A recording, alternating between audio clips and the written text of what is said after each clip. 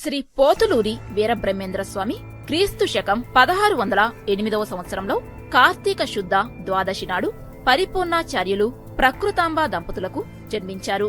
చిన్నతనంలోనే తల్లిదండ్రులు చనిపోవడంతో వీరభోజయాచార్యులు వీరపాపమాంబ దంపతుల ఇంట్లో దత్తపుత్రునిగా పెరిగారు. వయసు వచ్చిన తరువాత కర్నూలు జిల్లాలోని బనగానపల్లె గ్రామంలో గరిమెరెడ్డి అచ్చమ్మ ఇంట్లో పశువుల కాపరిగా చేరి కాలజ్ఞానం రాయడం మొదలుపెట్టారు. తన జీవితాంతం ఎంతో మందికి కాలజ్ఞానం బోధించారు. భాగ్యనగరంలో మూసీ నదికి వరదలు వస్తాయని, 6 ఏళ్ల పాప తల్లి అవుతుందని, అక్రమ సంబంధాలకి భార్యాభర్తలు అలవాటు పడతారని, బంగారం ధర ఆకాశాన్నంటుతుందని, అటవీ మృగాలు గ్రామాల్లో చొరబడి మనుషుల్ని చంపుతాయని, నిల్చున్నవారు నిల్చున్నట్లే మరణిస్తారని, ఒక జంతువు కడుపున మరో జంతువు పుడుతుందని అనేక విషయాలు కాలజ్ఞానంలో రాశారు. కాలజ్ఞానంలో చెప్పినట్లు అక్షరాల జరిగిన 50 దిమ్మ తిరిగే విషయాలు ఈ వీడియోలో మీకు అందివ్వబోతున్నాము. తప్పకుండా వీడియోని లైక్ చేసి చివరి వరకు చూడండి. ఈ 50 విషయాలలో బ్రహ్మంగారు చెప్పిన ఏ విషయం బాగా నచ్చిందో క్రింద కామెంట్ సెక్షన్ లో తప్పక టైప్ చేయండి.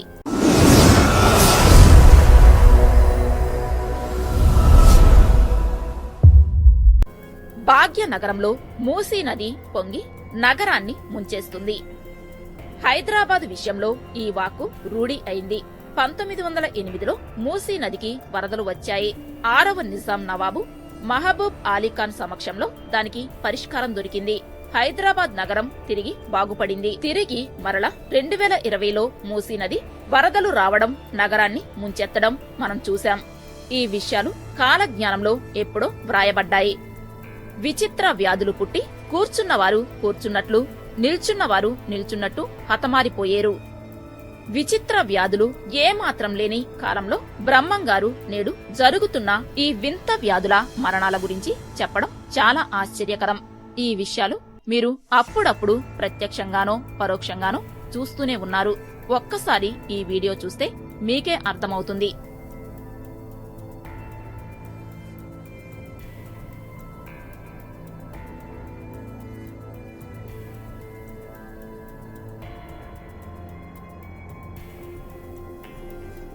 ఇలాంటి విషయాలు ముందు ముందు అనేకం జరుగుతాయని బ్రహ్మంగారు కాలజ్ఞానంలో ఏనాడో చెప్పడం చాలా ఆశ్చర్యం.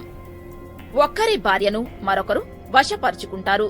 స్త్రీ పురుషులు కామంచేత పీడితులవుతారు. అక్రమ సంబంధాలు ఈ మధ్య కాలంలో బాగా పెరిగాయి. అప్పట్లో ధర్మబద్ధంగా ఉండే వేశ్యలు, మగాళ్ల కోరికలు తీర్చేవారు ప్రస్తుతం స్త్రీ పురుషులు ఇటువంటి అక్రమ సంబంధాలు ఎక్కువగా పెట్టుకుంటున్నారు. గతంతో పోలిస్తే ఇప్పుడు స్త్రీ పురుషుల్లో కామవాంఛ పెరిగింది. నైతిక విలువలు క్రమంగా తగ్గుతున్నాయి. ఎవరి భార్యనైనా వశపర్చుకోవడానికి వెనుకాడట్లేదు. అడవి మృగాలు అడవులలో నుంచి గ్రామాలు, పట్టణాలలోకి ప్రవేశిస్తాయి. మానవులను చంపుతాయి. పెరుగుతున్న జనాభాకు అవసరాలు కూడా పెరుగుతున్నాయి. దానివల్ల వారు పొలాల కోసం, కలప కోసం లక్షల ఎకరాల్లో అడవులను నరికి వాటిలో పంటలు పండిస్తున్నారు. ఫలితంగా అడవుల విస్తీర్ణం క్రమంగా తగ్గిపోతోంది. దీనివల్ల అక్కడ ఉండాల్సిన పులులు, ఏనుగులు, జింకలు, ఎలుగుబంట్లు మొదలైనవి ప్రజలు నివసించే గ్రామాల్లోకి ప్రవేశిస్తున్నాయి. మనుషులను హతమారుస్తున్నాయి. పంటలను ధ్వంసం చేస్తున్నాయి.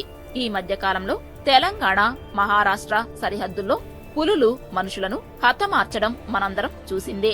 అటవీ విస్తీర్ణం చాలా ఎక్కువగా ఉన్న ఆ రోజుల్లోనే బ్రహ్మంగారు కాలజ్ఞానంలో ఈ విషయాలు వివరించడం చాలా ఆశ్చర్యకరం. సన్యాసి అన్నం తినకుండా, నీళ్లు త్రాగకుండా 70 ఏళ్లు ఉంటాడు.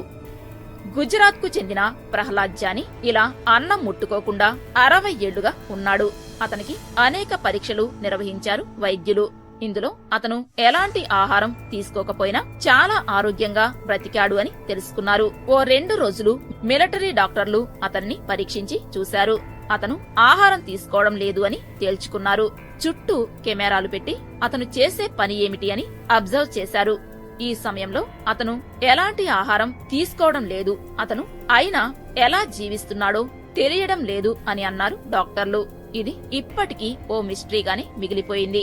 ఈ విషయం ఆనాడే కాలజ్ఞానంలో వ్రాయడం చాలా ఆశ్చర్యకరం. మైనర్లు కన్యత్వం కోల్పోతారు.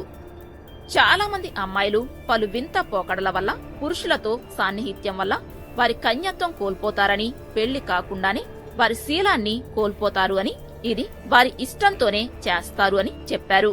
ఇప్పుడు మారుతున్న సమాజం, టెక్నాలజీతో ఇలాంటి అనేక సంఘటనలు జరుగుతున్నాయి. భార్యలు భర్తలను చంపే స్థితికి కూడా ఇలాంటి సంబంధాలు ఉంటున్నాయి. అలాగే చాలా మంది మైనర్లు తమ కన్యత్వం కోల్పోతున్నారు అనేది పలు సర్వేలు కూడా చెబుతున్న విషయమే. ఇవి ఆనాడే బ్రహ్మంగారు కాలజ్ఞానంలో వ్రాశారు. ఒక్కరి భార్యను మరొకరు వశపరుచుకుంటారు. స్త్రీ పురుషులు కామంచేత పీడితులవుతారు. ఇలాంటి సంఘటనలు ఎక్కువగా జరుగుతున్నాయి. గతంతో పోలిస్తే ఇప్పుడు స్త్రీ పురుషుల్లో కామవాంఛ పెరిగింది. నైతిక విలువలు క్రమంగా తగ్గుతున్నాయి. పరాయివాడి భార్యను కామంతో చూడటం సహజమయ్యింది. స్త్రీలు పరాయి మగాడితో సుఖం కోసం వెంపర్లాడటం చూస్తున్నాం. ఈ విషయాలు కాలజ్ఞానంలో 400 సంవత్సరాల క్రితమే వ్రాయబడ్డాయి. ముందు ముందు ముత్యమంత బంగారం కూడా దొరకదు. ఈ మాట వాస్తవమో కాదో అనే సందేహమే కలగదు. ఇప్పటికే తులం బంగారం 50,000కు చేరింది. మరో 5 నుంచి 10 సంవత్సరాలలో తులం బంగారం 1,00,000కు చేరుతుంది. ఇప్పటి పరిస్థితులు చూస్తే అందుకు సుదీర్ఘ కాలం కూడా అక్కర్లేదు అనిపిస్తోంది. బహుశా 100 ఏళ్ల తరువాత వీర బ్రహ్మేంద్ర స్వామి మాటలు నిజమై ముత్యమంత బంగారం కూడా దొరక్కపోవచ్చు. బంగారానికి పెద్దగా విలువలేని ఆ రోజుల్లో, అంటే బంగారం వీధుల్లో రాసులుగా పోసి అమ్మిన ఆ రోజుల్లో బంగారం ఇంత విలువైనది అవుతుందని చెప్పడం ఆశ్చర్యమే. మరి నిద్రాహారాలు మానవుల్లో గతులు తప్పుతాయి. టెక్నాలజీ పుణ్యమాని ఇప్పటి మనుషుల్లో నిద్రాహారాలు గతులు తప్పాయి. అలానే రాత్రిపూట ఉద్యోగాలు, పగలు నిద్ర కూడా సర్వసాధారణమైంది. ఆహారం విషయంలో చాలా మార్పులు మనం చూస్తూనే ఉన్నాం. Junk food సర్వసాధారణమైంది. కాశీపట్న దేవాలయం 40 రోజులు పాడుబడుతుంది. 400 సంవత్సరాల క్రితమే ఈ విషయం కాలజ్ఞానంలో చెప్పారు పోతులూరి వీరబ్రహ్మేంద్ర స్వామి. అది ఎలా నిజమైందో చూద్దాం. 1910-12 మధ్యలో గంగా నదికి తీవ్రంగా వరదలు వచ్చాయి. ఆ సమయంలో అక్కడ కలరా వ్యాపించింది. దీనివల్ల ఆ సమయంలో కాశీ పుణ్యక్షేత్రం సందర్శించేందుకు భక్తులెవ్వరినీ అనుమతించకుండా కాశీపట్టణ దేవాలయం 40 రోజుల పాటు మూసివేశారు. తెరమీది బొమ్మలు గద్దెలెక్కుతారు. ప్రస్తుతం సినీ నటులు రాజకీయాల్లోకి విస్తృతంగా వస్తున్నారు. తమిళనాడు మాజీ ముఖ్యమంత్రి జయలలిత అంతకంటే ముందు సినిమా నటి. అలాగే మన మాజీ ముఖ్యమంత్రి ఎన్టీ రామారావు సినీ రంగం నుంచి వచ్చినవారే. చిరంజీవి, విజయశాంతి, జమున, జయప్రద, కృష్ణంరాజు, జనసేనాని, కమల్ హాసన్, ఇలా చెప్పుకుంటూ వెళ్తే చాలా మంది తెరమీది నటులు రాజకీయాల్లో ప్రవేశించారు. పదవుల్ని అధిరోహిస్తున్నారు. ఆకాశాన పక్షి వాహనాదులు కూలి అనేక మంది మరణిస్తారు. ఆకాశంలో పక్షి వాహనాలు నడుస్తాయని పోతులూరి చెప్పేనాటికి అసలు విమానమే పుట్టలేదు. కేవలం పుష్పక విమానం అంటూ పురాణ కథలు మాత్రమే ఉన్నాయి. విమానాల గురించి ఏమాత్రం తెలియని కాలంలో పక్షి వాహనాలు కూలి మరణిస్తారు అని చెప్పడం చాలా ఆశ్చర్యకరం. 6 ఏళ్ల పాప తల్లి అవుతుంది. ఈ పాప పేరు లినా మెడినా. దేశం పేరు పెరు. ఈ పాప 8 నెలలకే రజస్వల అయింది. ఈమెకి 4 సంవత్సరాలకే బ్రెస్టు పెరగడం ఆశ్చర్యకరం. గర్భం దాల్చే నాటికి లైంగిక అవయవాలు పూర్తి స్థాయిలో ఏర్పడ్డాయి. 5 సంవత్సరాల వయస్సు వచ్చేటప్పటికి ఈ పాప కడుపు రోజు రోజుకి కొద్దిగా పెరగడంతో కడుపులో కణితి ఏమైనా పెరుగుతుందేమో అని పేరెంట్స్ హాస్పిటల్ కి తీసుకువెళ్లారు. టెస్ట్ చేసిన డాక్టర్స్ కు దిమ్మ తిరిగిపోయింది. టెస్ట్ చేసే నాటికి పాపకి గర్భం వచ్చి 7 నెలలు గడిచిపోయాయని డాక్టర్స్ కి అర్థమైంది. ఈ విషయం 1939 మే 4న జరిగింది. ఆ తరువాత 6వ సంవత్సరంలో పాప పండంటి మగబిడ్డకి జన్మనిచ్చింది. వైద్య రంగంలో ఎప్పటికీ సంచలనంగా మిగిలిపోయిన ఈ విషయం గురించి బ్రహ్మంగారు కాలజ్ఞానంలో ఎప్పుడో చెప్పడం అద్భుతం. ధనం విలువలేనిది అయ్యే రోజు వస్తుంది. నవంబర్ 8, 2016న అర్ధరాత్రి అకస్మాత్తుగా 1000 రూపాయలు 500 నోట్లను బీజేపీ ప్రభుత్వం అకస్మాత్తుగా రద్దు చేయడం మనం చూశాం. ఈ 5 శతాబ్దాలలో రాత్రికి రాత్రే ధనం విలువలేనిది అవ్వడం ఎప్పుడూ జరగలేదు. ఈ విషయం గురించి అప్పట్లోనే కాలజ్ఞానంలో బ్రహ్మంగారు చెప్పారంటే ఆశ్చర్యకరం. రాజుల రాజ్యాలు అంతమవుతాయి. బ్రహ్మంగారి కాలంలో అన్ని రాజ్యాలు మాత్రమే ఉండేవి. భవిష్యత్తులో రాజుల రాజ్యాలన్నీ అంతమవుతాయని బ్రహ్మంగారు చెప్పినప్పుడు అప్పటి వారెవరూ ఈ విషయం అంత త్వరగా నమ్మలేదు. కాని ఈ విషయంలో బ్రహ్మంగారు చెప్పింది అక్షర సత్యమైంది. రాజ్యాలు అన్ని దేశాలుగా మారిపోయాయి. రక్త వర్షం కురుస్తుంది. 1841 జూలై 18న అలానే 1869లోనూ ప్రపంచంలో అక్కడక్కడ రక్త వర్షం కురవడం చరిత్ర పుస్తకాల్లో నమోదు చేయబడి ఉంది. ఇది జంతువుల రక్తమని ల్యాబ్స్ లో టెస్ట్ చేయగా నిరూపితం అయింది. ఈ విషయాలు కాలజ్ఞానంలో చెప్పడం ఆశ్చర్యకరం. చిత్ర విచిత్రమైన యంత్రాలు వస్తాయి, కాని చావు పుట్టుకలు మాత్రం కనుగొనలేకపోతారు. సృష్టిని మార్చడానికి ఎన్నో ప్రయత్నాలు చేస్తారు. అన్ని రంగాల్లాగే వైద్య రంగం కూడా బాగా అభివృద్ధి చెందింది. కాలు విరిగితే రాడ్ వేస్తున్నారు. అసలు కాలే లేకుంటే కృత్రిమ కాలు పెడుతున్నారు. గుండె మార్పిడి దగ్గర నుంచి ఎన్నో అపురూపమైన శస్త్రచికిత్సలు జరుగుతున్నాయి. ఇంత అభివృద్ధి సాధించిన మాట నిజమే కాని చనిపోయిన వారిని బ్రతికించే యంత్రం, మనుషుల్ని పుట్టించే యంత్రాన్ని ఇప్పటి వరకు కనుక్కోలేదు. భవిష్యత్తులో ఇది కనుక్కోగలరని నమ్మకం కూడా చేయడానికి అవకాశం లేదు. సృష్టికి ప్రతి సృష్టి కల్పించెదరు. మానవుడు తన మేధాశక్తితో రోబోలను తనకు ప్రతి సృష్టిగా క్రియేట్ చేశాడు. అంతేకాదు టెస్ట్ ట్యూబ్ బేబీలను తయారు చేస్తున్నాడు. వీటి గురించి ఏమాత్రం తెలియని ఆ రోజుల్లో బ్రహ్మంగారు కాలజ్ఞానంలో ఈ విషయాలు వ్రాయడం ఆశ్చర్యకరం. గట్టివాడైన పొట్టివాడొకడు భారతదేశాన్ని పాలిస్తాడు. ఇప్పటి వరకు దేశాన్ని పాలించిన ప్రధానులలో పొట్టివాడైన లాల్ బహదూర్ శాస్త్రి సమర్థవంతమైన పాలనను అందించారు. మన దేశంలో స్వాతంత్ర్యం తరువాత కూడా ఇంకా అనేక చిన్న చిన్న రాజ్యాలు మన దేశంలో ఉండేవి. హైదరాబాద్ కూడా అందులో ఒకటి. ఈ శాస్త్రి ఆ రాజ్యాలన్నీ మన దేశంలో కలిసేలా చేశాడు. కపట యోగులు విపరీతంగా పెరిగిపోతారు. వీరి వల్ల ప్రజలందరూ మోసపోతారు. ప్రస్తుతం గాలిలోంచి ఏవేవో వస్తువులు సృష్టించి ప్రజలను మోసం చేసే బాబాలు, కపట సన్యాసులు పెరిగిపోయారు. వీరికి ఏ మహిమలు లేకపోయినా ప్రజలు వారిని గుడ్డిగా నమ్ముతున్నారు. పైగా ఈ దొంగ స్వాములు భోగ విలాసాలకు బానిసలుగా ఉన్నారు. ఎందరో దొంగ సన్యాసుల గుట్టు రట్టవుతోంది. డేరా బాబా, నిత్యానంద మొదలైన వారెందరో అమాయకులను మోసం చేశారు, ఇప్పటికీ చేస్తున్నారు. సెలబ్రిటీలు కూడా వీరి మాయలో పడుతున్నారంటే వీరు ఎలాంటి మాయగాళ్లో అర్థం చేసుకోవచ్చు. దొంగ స్వాముల వల్ల నిజమైన యోగులకు కూడా చెడ్డ పేరు వస్తుందని వీర బ్రహ్మేంద్ర స్వామి 400 సంవత్సరాల క్రితమే చెప్పడం ఆశ్చర్యం. పాలకులు, రాజులు తమ ధర్మాన్ని మర్చిపోతారు. వారు విలాసాలు, విందుల్లో మునిగి తేలుతూ ఉంటారు. ధర్మభ్రష్టులవుతారు. ఇక్కడ రాజులు అంటే పాలకులు అని అర్థం. వారు అప్పటి రాజులు కావచ్చు, ప్రస్తుతం ఉన్న ప్రజాప్రతినిధులు కావచ్చు.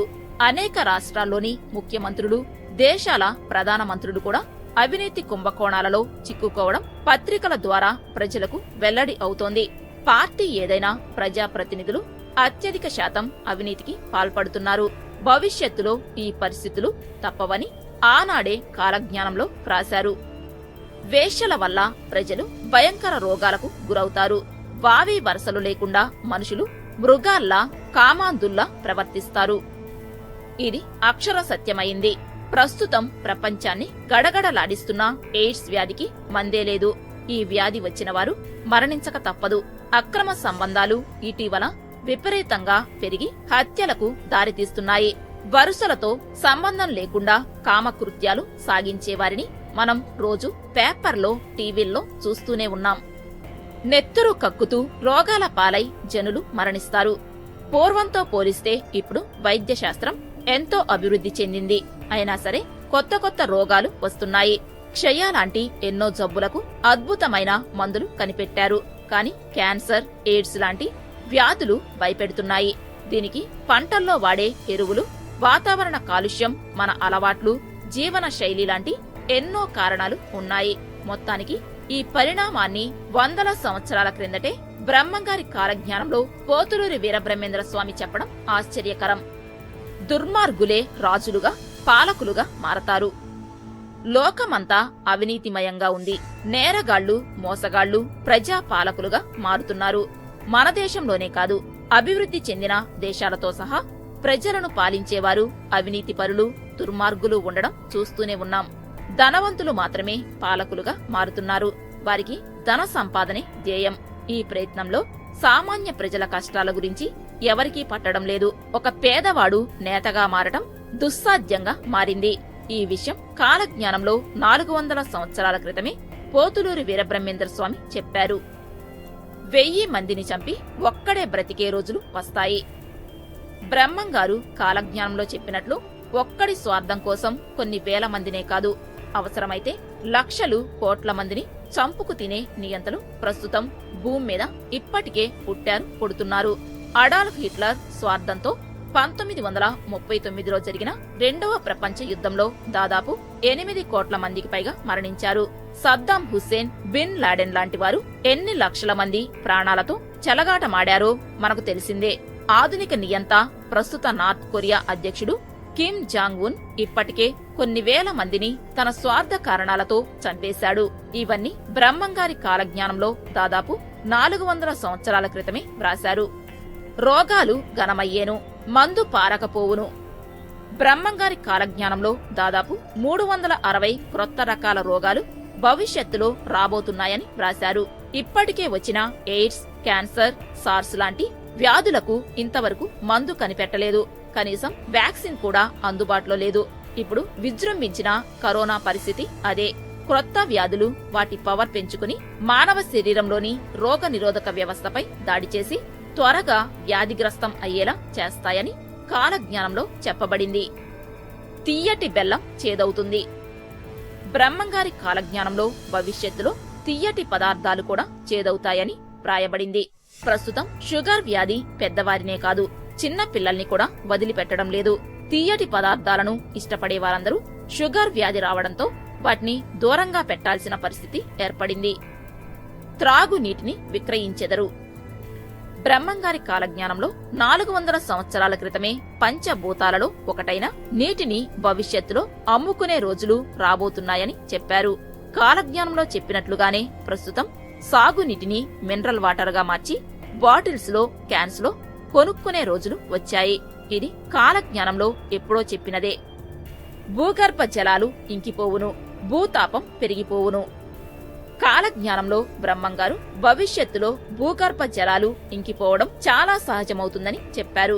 బ్రహ్మంగారు చెప్పినట్లుగానే ప్రస్తుతం భూగర్భ జలాలు పడిపోయి ఎంతో మంది రైతులు పంటలు పండక సమ్మర్లో చాలా గ్రామాల్లోని బావుల్లో నీరు ఇంకిపోయి త్రాగునీరు దొరకక ఇబ్బందులు పడుతున్న వారిని మనం ప్రత్యక్షంగా చూస్తున్నాం.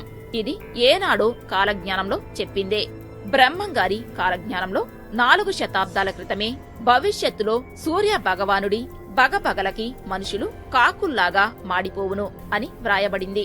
ప్రస్తుతం చెట్లు నరకడం వల్ల, ఫ్యాక్టరీల నుంచి వెలువడే పొగ వల్ల, మనం ప్రయాణాలకు వాడే వాహనాల వల్ల వచ్చే పొగ, కార్బన్ డయాక్సైడ్ల వంటి విషవాయువుల వల్ల భూతాపం పెరిగి ఉష్ణోగ్రతలు పెరుగుతున్నాయి. ఇటువంటి పరిస్థితులు ఏమాత్రం లేని 4 శతాబ్దాల క్రితమే ఈ విషయాలు కాలజ్ఞానంలో వ్రాయడం నిజంగా చాలా ఆశ్చర్యకరం. వైద్యులు లేని వ్యాధులు చూపి పెద్ద మొత్తంలో డబ్బులు గుంజెదరు. ప్రాణాలు కాపాడే వైద్యుడు దైవంతో సమానం. అందుకే వైద్యో నారాయణ హరి అని అంటారు. ఆపదలో ఆదుకుని ప్రాణాలు కాపాడే వైద్యులు కొందరైతే, మరికొంతమంది రోగుల భయాన్ని ఆసరాగా చేసుకుని లక్షల్లో వైద్యం పేరుతో వసూలు చేస్తున్నారు. హాస్పిటల్ కి ఒక రోగంతో వెళితే దానికి మరికొన్ని రోగాలని కలిపి రోగుల డబ్బుల్ని పెద్ద మొత్తంలో గుంజడం ఇప్పుడు మనమందరం ప్రత్యక్షంగా చూస్తున్నదే. ఇది కాలజ్ఞానంలో ఆనాడే చెప్పబడింది. అక్రమ సంబంధాలు సహజమవును. కాలజ్ఞానంలో బ్రహ్మంగారు అక్రమ సంబంధాలు రోజురోజుకు పెరిగే రోజులు రాబోతున్నాయని వ్రాశారు. ఇటువంటి విషయాలు లేని 400 సంవత్సరాల క్రితమే వీటి గురించి ఊహించి రాశారు. ఇటీవల జరుగుతున్న సర్వేలలో తమ దాంపత్య జీవితంలో ప్రతి 100 మందిలో దాదాపు 50 మంది ఒకరి కంటే ఎక్కువ మందితో సంబంధాలు నడుపుతున్నట్లుగా ఒప్పుకుంటున్నారు. వీటిని కాలజ్ఞానంలో 400 సంవత్సరాల క్రితమే బ్రహ్మంగారు వ్రాయడం జరిగింది. ప్రతి పనికి పన్నులు విధించెదరు. బ్రహ్మంగారి కాలజ్ఞానంలో ప్రతి పనికి పన్నులు విధించే రోజులు రాబోతున్నాయని వ్రాశారు. ఈ విషయం ప్రస్తుతం మనందరం చూస్తున్నదే. ఉద్యోగం చేస్తే వృత్తి పన్ను, జీతం తీసుకుంటే ఆదాయ పన్ను, వాహనం కొంటే ఇన్సూరెన్స్ పేరుతో పన్ను, road tax, toll tax, sales tax, registration tax, house tax, ఇలా ప్రతి దానిపై ట్యాక్స్ కట్టాల్సి వస్తుంది. ఇవన్నీ కాలజ్ఞానంలో ఆనాడే చెప్పినవి. కోరంకి అను జబ్బు తగిలి 1 కోటి మంది చచ్చెదరు. బ్రహ్మంగారి కాలజ్ఞానంలో 4 శతాబ్దాల క్రితమే 2 మహా విపత్తుల గురించి వ్రాశారు.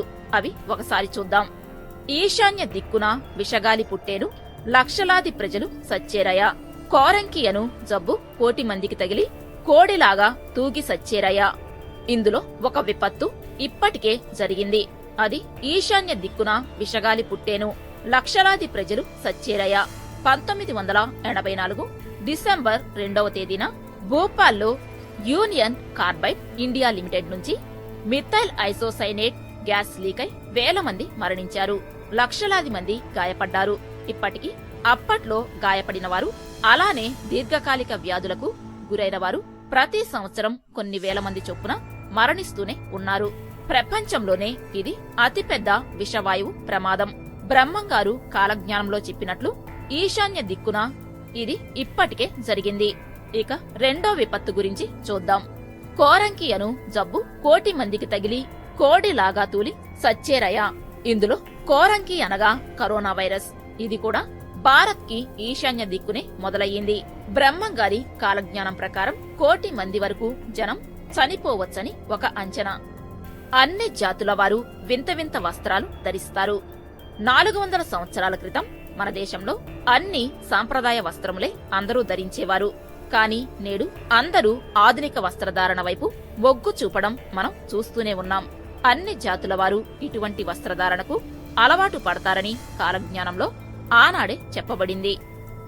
వివాహాలలో కులగోత్రాల పట్టింపులు మానుతారు. ఇది ప్రస్తుతం అందరూ చూస్తున్నదే. క్రమంగా వివాహ విషయాలలో కులం పట్టింపు తగ్గుతోంది. అలాగే ఇతర విషయాలలో కూడా జాతి కుల భేదాలు కనుమరుగవుతున్నాయి. ముందు ముందు కులాల పట్టింపు ఉంటే అబ్బాయిల అన్ని కులాల్లో అమ్మాయిలు దొరకడం కష్టమే. ఇప్పటికే ఇది అక్కడక్కడ చూస్తున్నాం. ఉత్తర దేశంలో ఉత్తమ భేరి కోమటి మహాత్ముడై నిలుస్తాడు. ఆ కోమటిని ప్రపంచమంతా కీర్తిస్తారు. ఇది మహాత్మా గాంధీ గురించి చెప్పిన జ్యోతిష్యమని మనకి అర్థం అవుతూనే ఉంది. బ్రహ్మంగారు తాను చెప్పిన జోష్యంలో ఏ విధంగా అయితే మహాత్మా అనే పదం వాడారో గాంధీ కూడా అదే పేరు మీద పేరు పొందడం మనందరికీ తెలిసిందే కదా. దేశ విదేశీయులందరూ కూడా ఆయనను మహాత్మా పేరు మీదే సంబోధిస్తారు. ఈ విషయం గురించి 400 ఏళ్ల క్రితమే కాలజ్ఞానంలో పోతులూరి వీరబ్రహ్మేంద్ర స్వామి వారు వ్రాయడం అద్భుతం. రాజ్యమేలిన వారు భిక్షాటన చేస్తారు, భిక్షాటన చేసేవారు రాజ్యమేలతారు. ఇది ప్రస్తుతం సర్వసాధారణమే. భిక్షగాళ్లకు లాటరీలు తగలడం, వారు రాత్రికి రాత్రే కోటీశ్వరులు అవ్వడం మనం చూస్తున్నదే. సంవత్సరాల పాటు రాజ్యమేలిన విజయ్ మాల్యా, అనిల్ అంబానీ లాంటి మరెందరో ఆస్తుల్ని కోల్పోవడం మనం ఇప్పుడు చూస్తూనే ఉన్నాం. గడిచిన దశాబ్దాల్లోనూ ఇలాంటి సంఘటనలు, ఆర్థిక మాంద్యం పరిస్థితుల్లో స్టాక్ మార్కెట్స్ కుప్పకూలి ఎందరో ధనవంతులు సర్వస్వం కోల్పోయారు. ఇటువంటి సంఘటనల గూర్చి కాలజ్ఞానంలో ఎప్పుడో వ్రాయబడింది. ఆకులేని తీగలు ప్రపంచమంతా వస్తాయి. నేడు కరెంటు మొత్తం ఇలా తీగల ద్వారా వెళుతోంది. ఈ కరెంటు తీగల ద్వారా ప్రపంచమంతా 24 గంటల విద్యుత్ వస్తోంది. బ్రహ్మంగారి కాలంలో కేవలం ఇంట్లో దీపాలు మాత్రమే ఉండేవి. ఆనాడు ఆయన ఏమి చెప్పారో నేడు అదే జరిగింది. ఇక కరెంట్ నుంచి మరింత అడ్వాన్స్డ్ గా మన ప్రపంచం మారుతుంది అని ఆనాడే బ్రహ్మంగారు చెప్పారు. సోలార్తో ప్రతి ఇంటికి వెలుగులు వస్తున్నాయి. కాలగ్రంథంలో దీని గురించి ఆయన వివరించారు.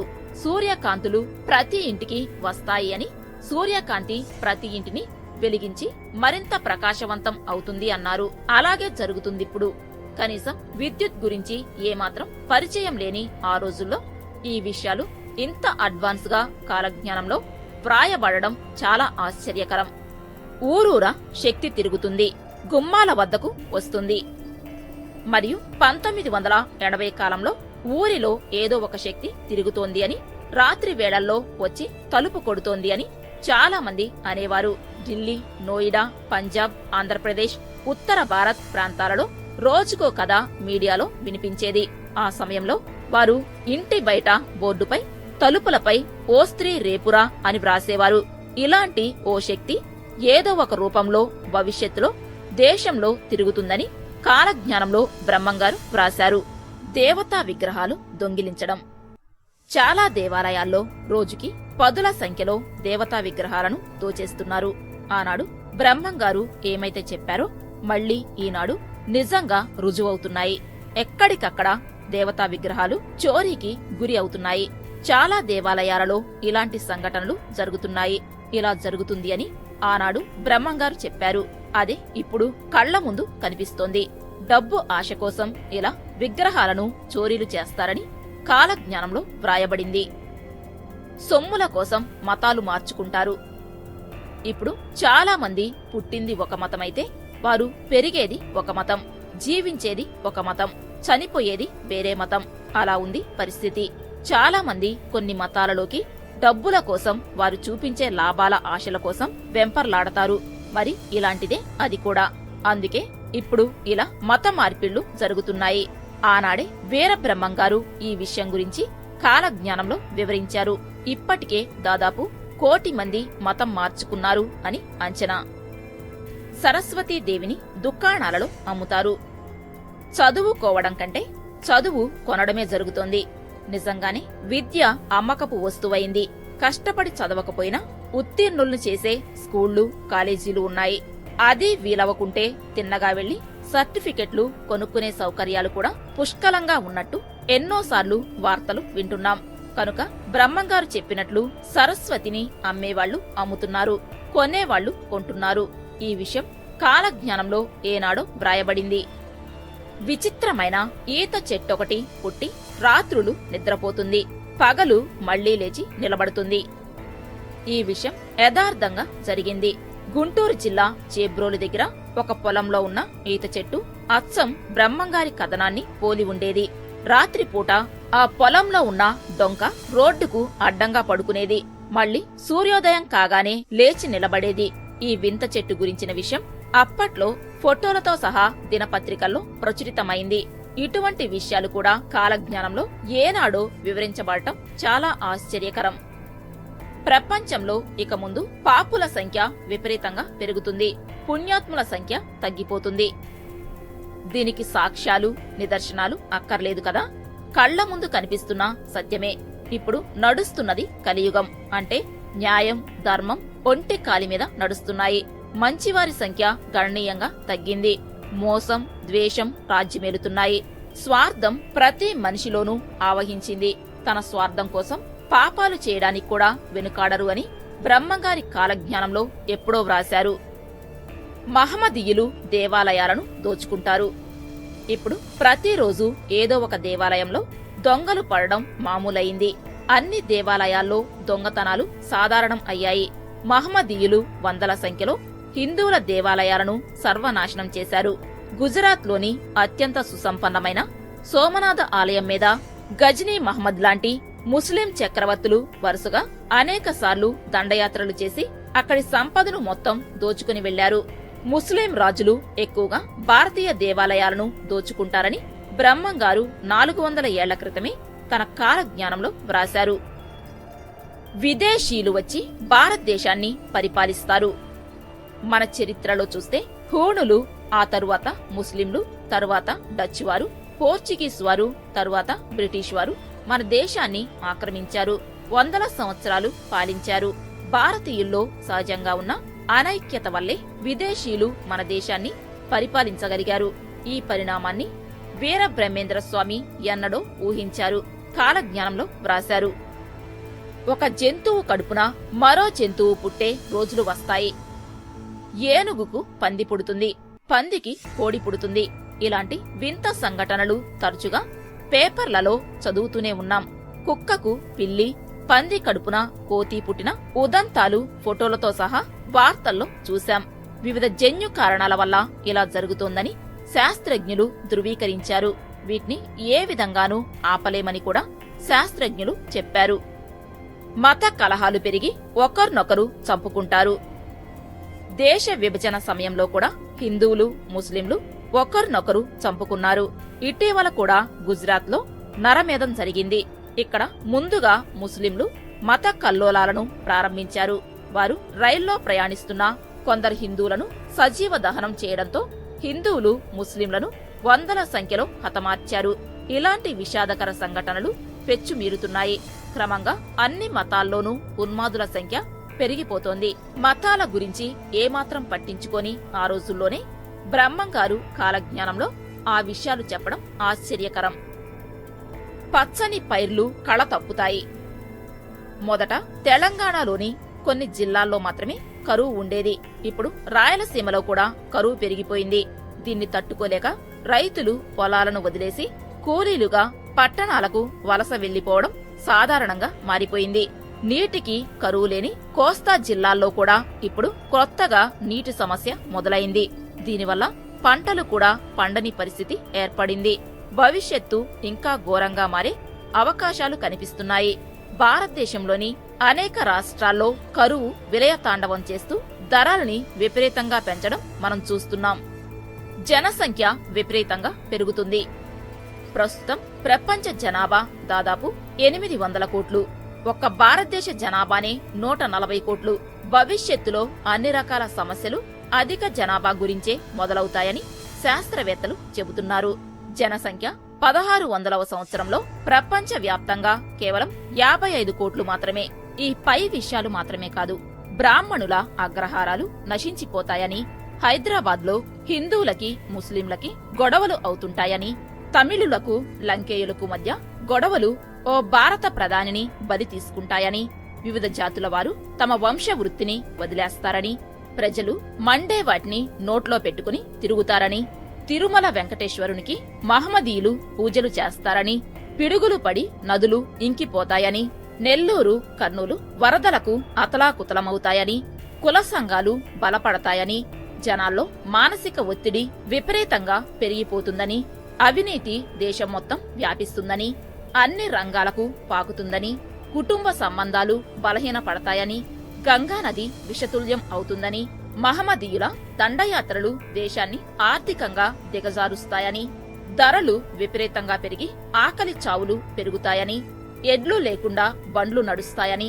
అనగా ఇప్పటి వాహనాలు, బ్రాహ్మణ నింద, వేదాలపై నిందలు, గురువులపై నిందలు పెరుగుతాయని, బెజవాడ పెద్ద పట్టణంగా మారుతుందని, పాలెగాళ్ల సామ్రాజ్యాలు అంతమవుతాయని, విదేశీ విద్యపై మోజు పెంచుకుంటారని, ధనమే సర్వస్వం అవుతుందని, సముద్రాల్లో కాలుష్యం మితిమీరుతుందని మొదలైన ఎన్నో విషయాలు కూడా పోతులూరి వీరబ్రహ్మేంద్ర స్వామి తన కాలజ్ఞానంలో వ్రాశారు.